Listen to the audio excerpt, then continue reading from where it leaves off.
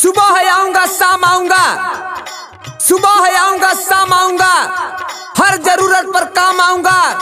एक बार मौका देकर देख लीजिए, एक बार मौका देकर देख लीजिए, हर मोड़ पर साथ निभाऊंगा, हर मोड़ पर साथ निभाऊंगा। सम्मान किया है सम्मान करेंगे, सम्मान किया है सम्मान करेंगे, वादा नहीं विकास करेंगे, वादा नहीं विकास करेंगे। सबका इज्जत सबका सम्मान, सबका इज्जत सबका सम्मान, अमीर गरीब एक समान, नहीं रुकेगा किसी का काम, यही होगा मेरा पहचान, यही होगा मेरा पहचान। नए दौर की आंधी आजमा कर देखिए, नए दौर की आंधी आजमा कर देखिए, पंचायत में होगा विकास जिता कर देखिए, पंचायत में होगा विकास जिता कर देखिए। उगेगा सूरज बिखरेगी धूप, उगेगा सूरज बिखरेगी धूप, युवा सोच ही बदलेगा पंचायत का स्वरूप, युवा सोच ही बदलेगा पंचायत का स्वरूप।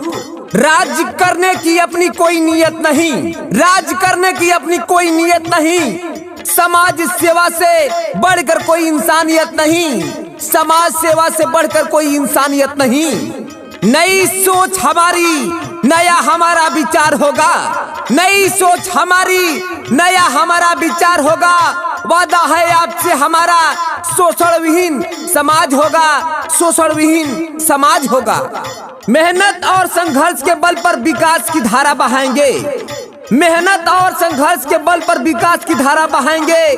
आप सभी प्यार और आशीर्वाद दे, आदर्श पंचायत बनाएंगे, आदर्श पंचायत बनाएंगे। जी हाँ प्यारे बंधु, बिल्कुल घर बैठे आप अपना प्रचार कैसेट बनवाएं, बिल्कुल ऑनलाइन सुविधा की उत्तम व्यवस्था। जय Bihar recording studio Mirganj, number है 8294281846।